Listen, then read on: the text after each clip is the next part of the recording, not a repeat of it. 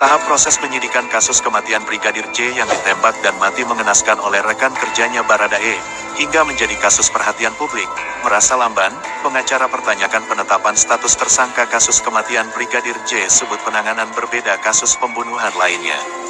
Dinilai lamban, pengacara pertanyakan penetapan status tersangka kasus kematian Brigadir J sebut penanganan berbeda kasus pembunuhan lainnya.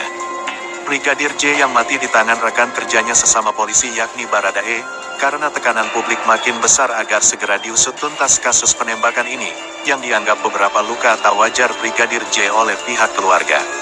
Masih dalam rangka status penyidikan, sebelumnya Komnas telah memanggil 7 orang ADC Aide de Camp, atau Ajudan Kadif Propam Nonaktif Irjen Pol Verdi Sambo, untuk dimintai keterangannya, tetapi hanya 6 ajudan yang hadir, diantaranya paling menyita perhatian publik adalah Baradae. Diketahui Baradae yang terlibat aksi tembak-menembak dengan Brigadir J yang menewaskannya dengan 5 peluru dengan senjata Glock 17. Mansur Febrian, pengacara keluarga Brigadir J hadir sebagai narasumber di acara Tiffen Apa Kabar Indonesia Malam, merasa lamban dan mempertanyakan belum ada penetapan status tersangka terkait kasus kematian Brigadir J.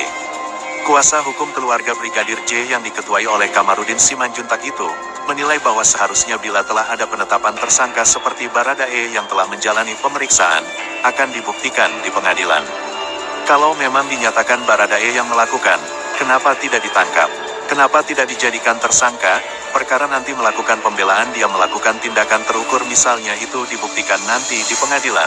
Kenapa sampai hari ini belum ada tersangka siapapun itu? Lanjutnya.